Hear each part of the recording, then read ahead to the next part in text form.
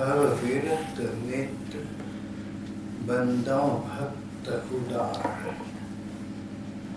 श्री व्यासदास जी का संक्षिप्त चरित्र है। यन्ना श्रुति मात्रेण पुमान् भवति निर्मला तस्य तीर्थ पदे किं वा।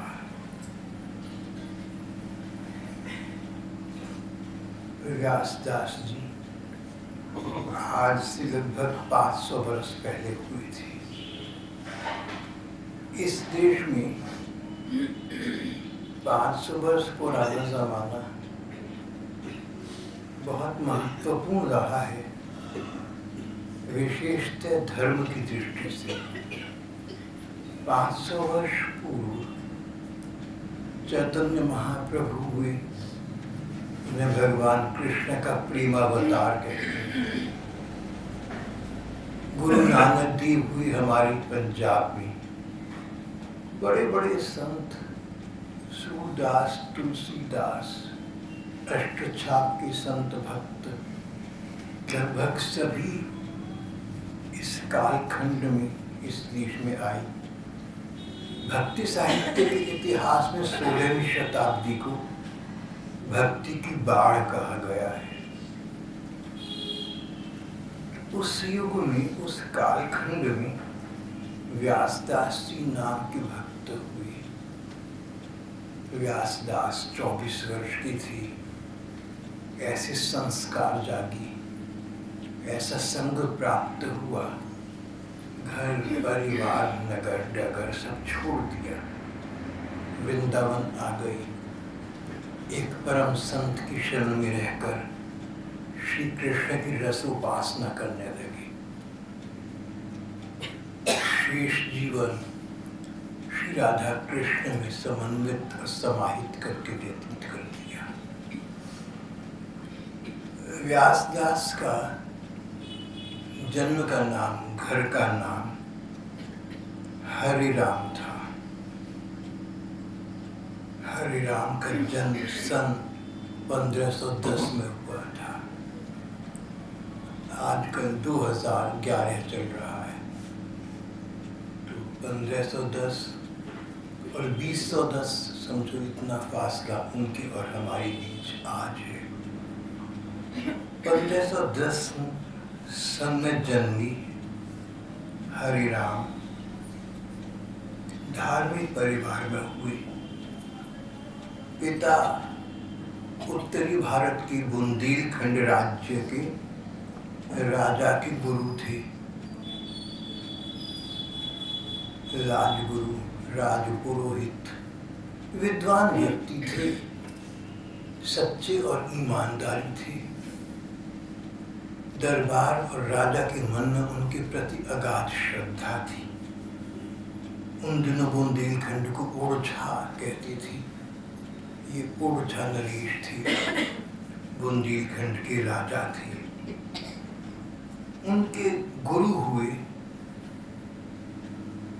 पंडित सुमुखन शर्मा। उनके पुत्र हुए हरिराम जी। हरिराम जी का नाम बाद में व्यासदास हो गया था।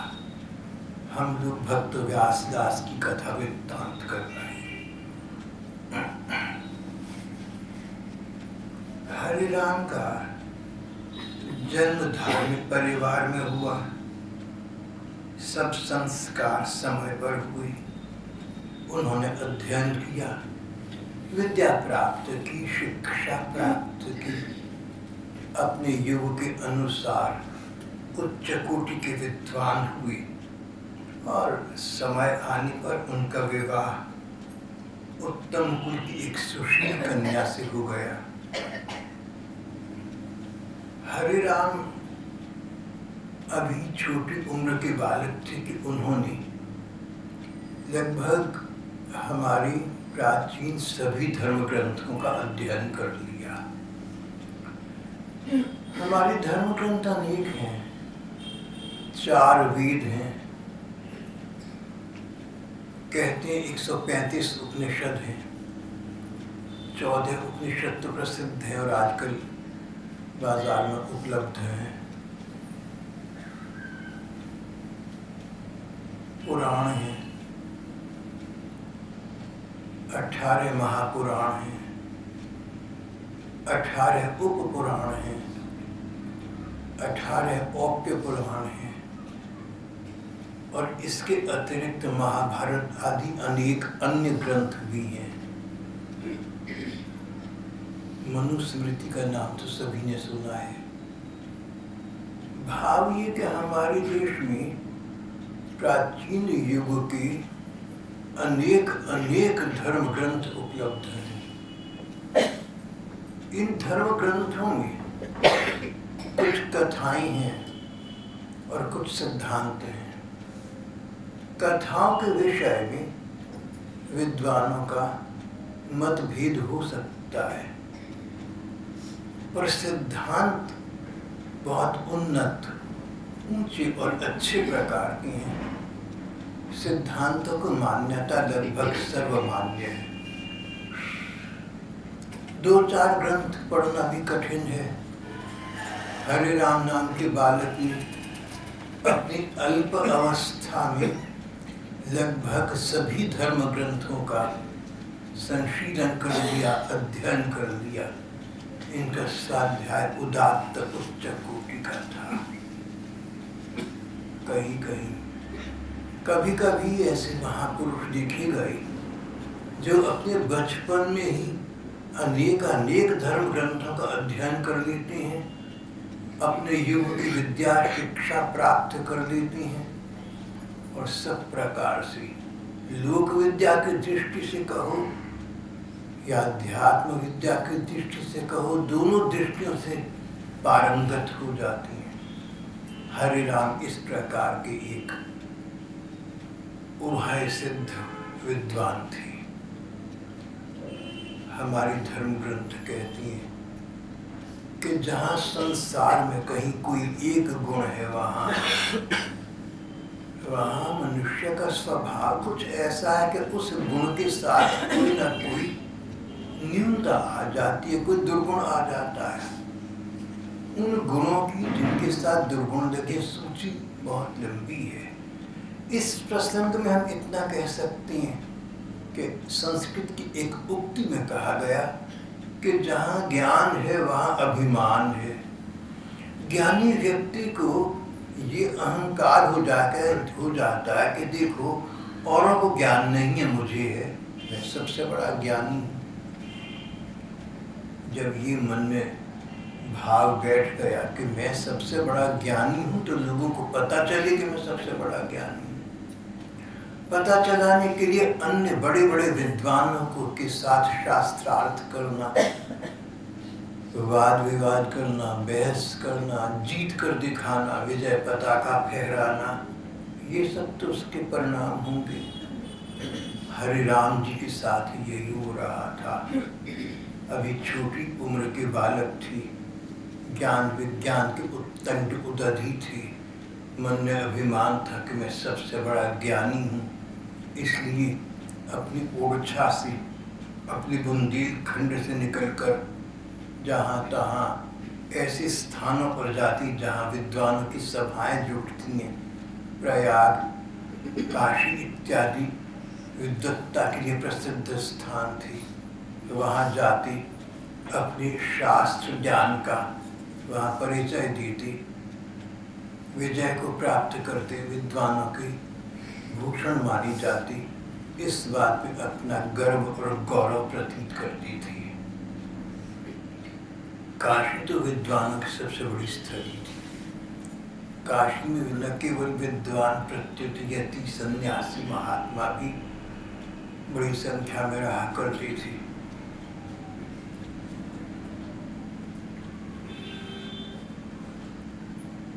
हरि राम काशी गए, वहाँ के विद्वानों से शास्त्रार्थ किया और सबसे विजय प्राप्त कर ली। ज्ञान के जगत में उनकी विजय पताका फहरा उठी। इस समय तक उनके पिता का शरीर शांत हो चुका था। राजा ने उन्हें अपना कुल गुरु स्वीकार कर लिया था, विवाह हो चुका था, अच्छी पत्नी थी, अच्छी संतान थी, पर उनकी महत्वाकांक्षाएं तो विश्वव्यापक थी। सारी संसार में मेरी, सारे विश्व ब्रह्मांड में मेरी विजय पताका फहरा कि मुझ जैसा कोई विद्वान नहीं है। तभी तो धर्म ग्रंथों ने कहा कि सतर्क रहना, सावधान रहना, जागरूक रहना, अंतर्दृष्टि रखना, मन में झांक कर देखना, अपना स्तर देखना कि तुम कहाँ हो। ज्ञान हो और ज्ञान के साथ अभिमान हो तो मानो कुछ भी न रहा। अभिमान के विषय में तो यहाँ तक एक उक्ति आती है कि परमात्मा का, भगवान का आहार अभिमान है। भगवान अपने भक्तों के अभिमान को भंग कर देते हैं। कथाएं आती हैं इस प्रकार की। कभी कभी हमारी नारद जी को मन में अहम किसी बात का हो गया। बात तो ठीक थी, सचमुच नारद जी जैसा तो होना बड़ा कठिन है, पर मन में ये भाव जागा कि मैं इतना हूँ तो भगवान ने कोई ऐसा नाटक करा, भगवान ने कोई ऐसी लीला की कि नारद जी का वो गर्व गौरव शून्य हो गया और वो भगवान के विशुद्ध भक्ति पथ के पथिक बन गए। ज्ञान के साथ अभिमान जहाँ मनुष्य को कलुषित करता है, वहाँ भगवान के प्रति भक्ति मार्ग में तो ज्ञान की भी आवश्यकता अधिक नहीं है, तो भला अभिमान को भक्ति भाव कैसे जीत सकेगा।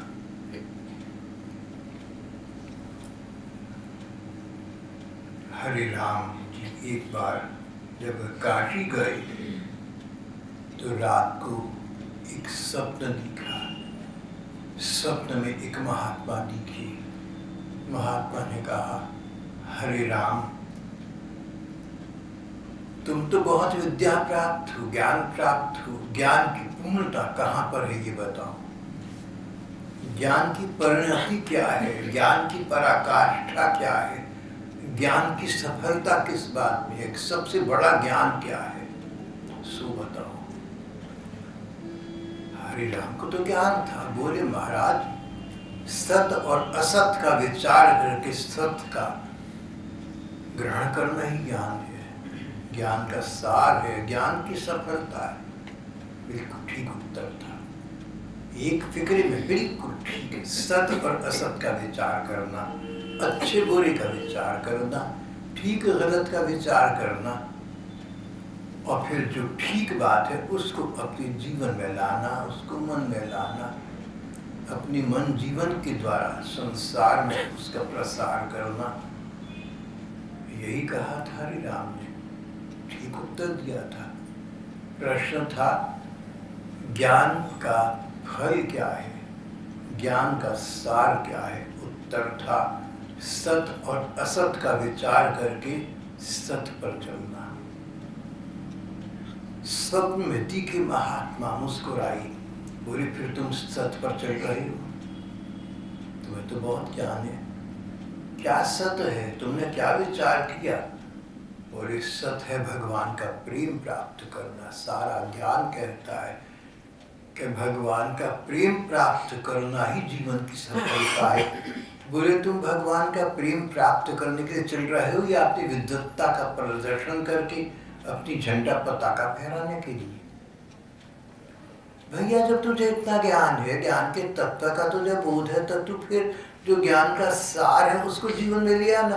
तू भगवान के प्रति भक्ति भाव का हृदय में संचार कर। स्वप्न दिल में हो गया, महात्मा अंतर्ध्यान हो गए, स्वप्न समाप्त हो गया। प्रायः प्रत्येक समापन एक नवयुग का आरंभ होता है।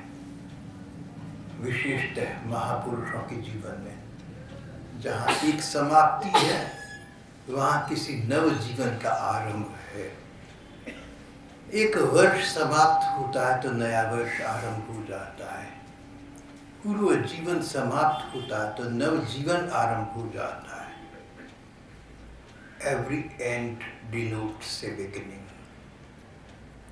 हर समापन एक समारंभ का परिचय है। हरि राम नाम के विद्वान ऊर्जा नरेश के राजगुरु कुल पुरोहित हरि राम, स्वप्न समाप्त हो गया,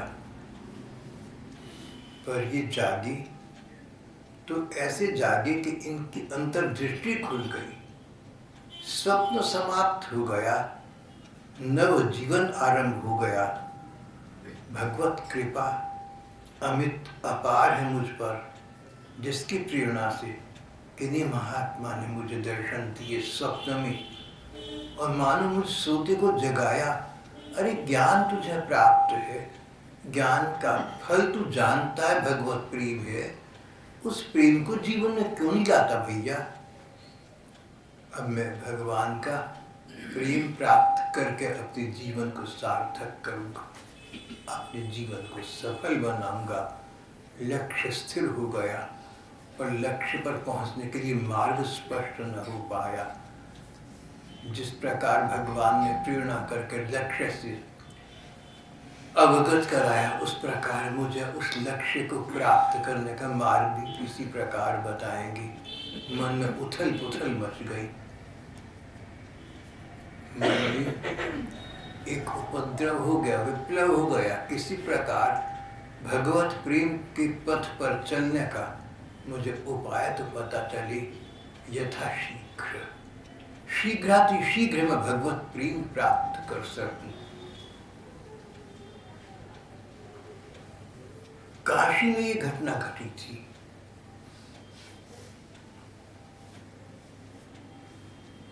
काशी से वे अपने नगर, अपने घर वापस आ गए, पर सब कुछ बदलता गया था। धन, मान, पद, प्रतिष्ठा, सब कुछ उन्हें फीका लगने लगा, बेरंगा लगने लगा, स्वप्न लगने लगा। मन कहता भैया इन सब बातों में क्या रखा है। अचानक एक दिन शरीर चला जाएगा तो ये सब चीजें साथ चली जाएंगी और संसार भूल जाएगा हमें और हमारी उपाधियों को। एक ऐसा समय आएगा जब समाज संसार को विचार भी नहीं होगा हमारा आपका। हमारे आपके जीवन का सत्य भी तो यही है, मानव मात्र के जीवन का सत्य है ये। आप मरे जग पर दो, एक दिन जिस दिन ये शरीर समाप्त हुआ, जल्दी से जल्दी इसकी अंत्येष्टि क्रिया किए लोग इसको लेकर जाएंगे, एक दूसरे को याद दिलाएंगे कि राम नाम ही सत्य वस्तु है। और फिर कहीं 13 दिन के बाद, कहीं 4 दिन के बाद, कहीं 17 दिन के बाद ये अंत्येष्टि संस्कार समाप्त हो जाएंगे। आने जाने वाले लोग अपने काम पर जाएंगे, अपने काम पर लग जाएंगे, हमें आपको भूल जाएंगे। हम होंगे ही नहीं संसार में, हमारा नाम ही नहीं होगा। सबका यही अंत है। लेकिन सबका अंत ये भले हुए जा उन लोगों का नहीं है जो भगवान में लग गए, जिन्होंने अपना मन भगवान में लगा दिया, अपने तन भगवान में लगा दिया, अपना मस्तिष्क भगवान में लगा दिया। तुम ही मेरे मंदिर, तुम ही मेरी पूजा, तुम ही प्राण मेरे, तुम ही आत्मा हो। सर्वस्व समर्पित कर दिया अपने ठाकुर के चरणों में, हो गए उनकी सदा के लिए। उनका स्मरण, उनका भजन, उनके रूप का ध्यान, उनकी लीलाओं का चिंतन, उनके नाम का जप। कोई बात मन में आए तो प्रार्थना के रूप में ठाकुर से कहना। जिसके जीवन का व्यापार, जिसके जीवन का अध्यवसाय इस प्रकार भगवान के प्रेम का पथ हो गया, उसका शरीर तो भले ही चला जाएगा, पर उसका सूक्ष्म स्वरूप, उसका जीवात्मा, उसकी आत्म ज्योति, उसका तत्व रूप तो भगवान के चरणों में पहुंच जाएगा, अमर हो जाएगा, अक्षय हो जाएगा। सदा सदा के लिए भगवान का हो जाएगा, परम सुख प्राप्त कर लेगा, अनश्वर सुख प्राप्त कर लेगा, अक्षय सुख प्राप्त कर लेगा। वही जीवन की परिणति है, वही जीवन की सफलता है, वही जीवन का लक्ष्य है। तदेव साध्यताम, तदेव साध्यताम। परिव्राजक परम पूज्य पाद श्री नारद जी ने कहा, तदेव साध्यताम, इसी की साध करो भैया, इसी की साधना करो। हरिराम जी महाराज इन विचारों में खो गए। अब मैं भगवान का प्रेम प्राप्त करूंगा, पर कैसे करूं? जहां चाह वहां राह। अगर मन में भगवान के पथ पर चलने की सच्ची और पूरी कामना हो तो उसको पूरा करने के लिए भगवान कोई बानक बना देते हैं, कोई कारण बना देते हैं। और ऐसा हुआ, इन्हें एक महात्मा मिले, नवलदास जी। नवलदास जी महाराज ओरछा तीर्थ यात्रा करते हुए आए थे। उन दिनों हित हरिवंश जी नाम के एक परम संत वृंदावन में विराज रहे थे। जैसे चैतन्य महाप्रभु, जैसे वल्लभाचार्य, इस प्रकार हित हरिवंश जी का बड़ा नाम था, सिद्ध प्रसिद्ध संत थे। उनके शिष्य नवलदास जी ओरछा आए, हरिराम उनसे मिले।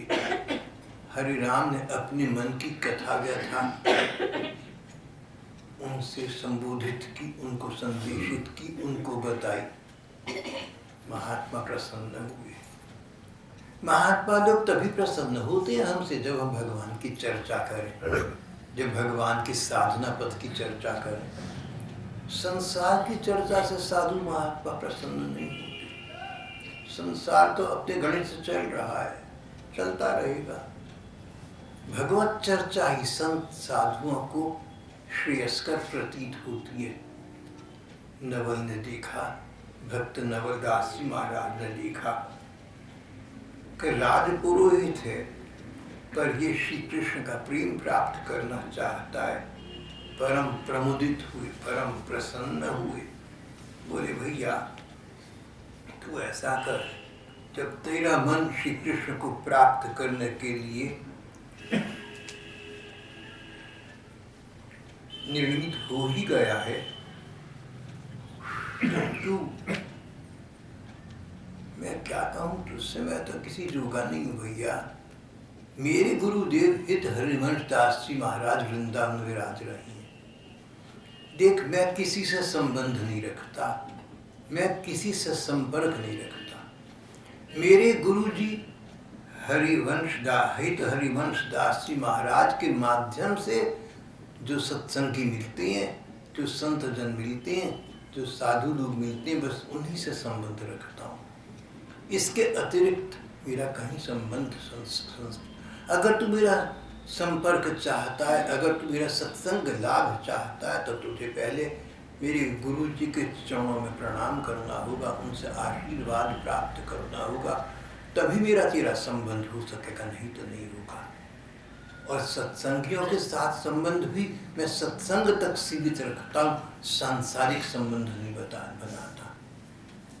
अगर सत्संगी जनों के साथ हम सांसारिक संबंध बनाएंगे तो सांसारिक संबंध बढ़ते जाएंगे, और एक ऐसा समय आएगा जब सांसारिक संबंध प्रधान हो जाएंगे, सत्संग का संबंध न्यून पड़ जाएगा।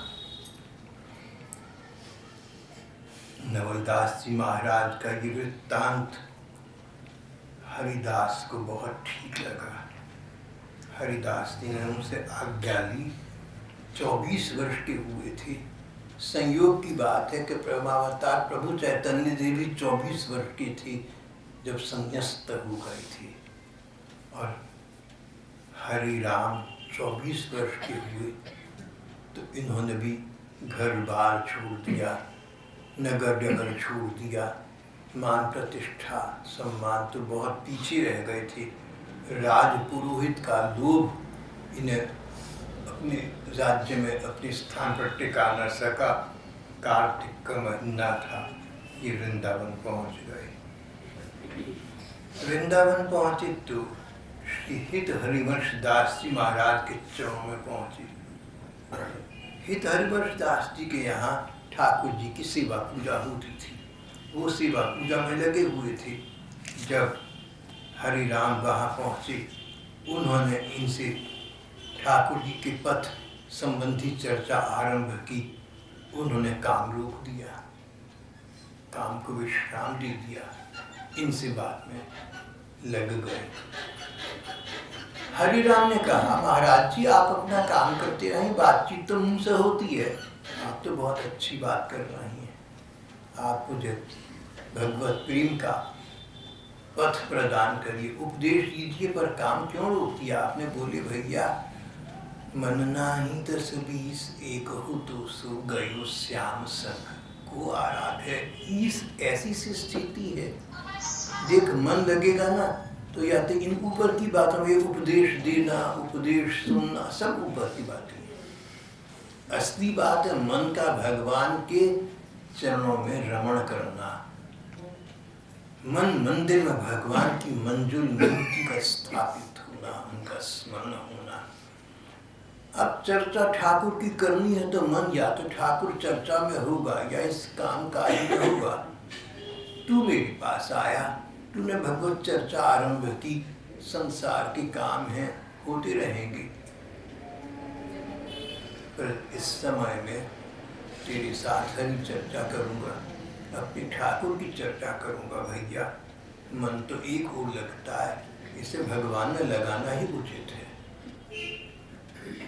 सच बात ये कि श्री हित हरिवंश दास जी महाराज ने ये बात कही इसलिए थी कि उन्होंने मन ही मन हरिराम को अपने शिष्य रूप में स्वीकार कर लिया था, तभी तो शिक्षा दी। जिस जिसको शिक्षा न देने लगना, सीख न दीजिए बांदरा जो बैये का घर जाए, शिक्षा उसको देना जो शिक्षा लेना चाहता हो और शिक्षा लेकर उसको समझ सकता हो।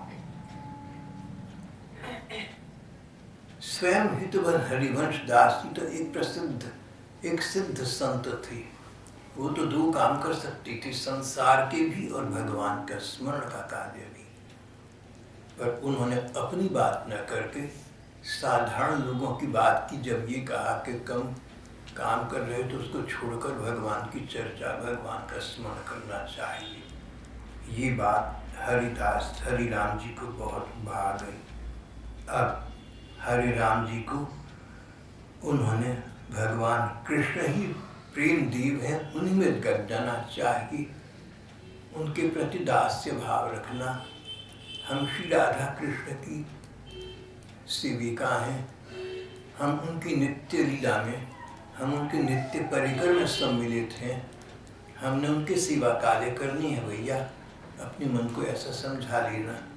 और श्री कृष्ण की एक विशेषता है, जो उनका दासत्व करता है, जो उनसे प्रेम करता है, उसको वो अपनी प्रेमिका बना लेती हैं, वो अपनी प्रियतमा बना लेती हैं। A lover of God becomes the beloved of God.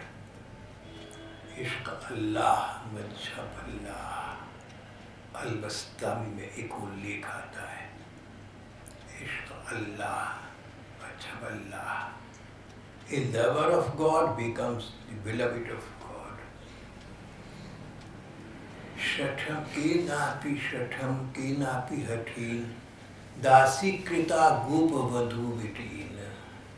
हमारी एक अपनी महात्मा ने कहा कि मैं तो निराकार ब्रह्म के परमानंद का साक्षात कर रहा था, पर श्री कृष्ण ने एक ऐसी झलक दिखाई कि उन्होंने मुझे अपना दासी बना लिया, अपना सेविका बना लिया।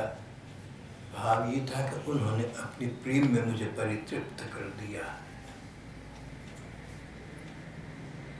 शठीन की नापि वयम हठीन, दासी कृता गोप वधू बिटीन। दासी कृता पुरुष देह में थी, दास नहीं कहा, दासी कहा। दासी प्रेयसी, प्रियतमा, जिसके तन पर, जिसके मन पर श्री कृष्ण का अधिकार और एक छत्र आधिपत्य स्थापित हो गया।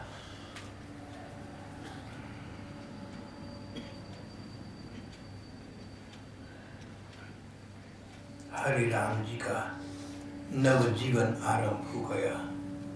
हरि राम जी वृंदावन आ गए। अब हरि राम न रही, नया नाम दे दिया गुरुदेव ने, वे व्यास दास हो गए। हम लोग व्यास दास जी के चरित्र का यहाँ पर इस समय पाठ कर रहे हैं। हरि राम जी, जिनका नाम व्यास दास जी हो गया था, 24 वर्ष के थे जब घर नगर छोड़कर वृंदावन आ गए।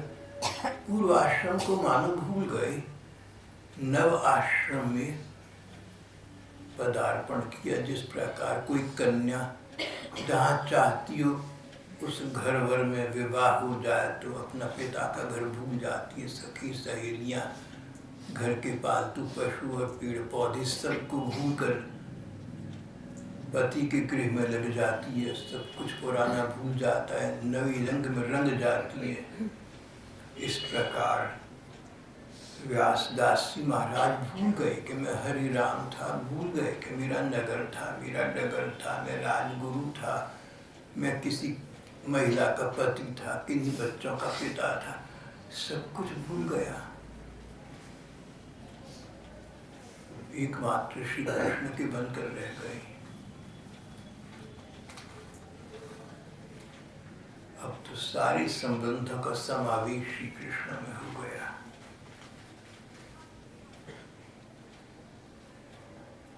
व्यासदास जी महाराज, उन्होंने सेवा कुंज के पास एक मंदिर बनवाया, उसमें श्री राधा कृष्ण की युगल स्वरूप की स्थापना की और उन्हीं की सेवा में और शेष समय उनके स्मरण में अपना जीवन यापन करने लगे।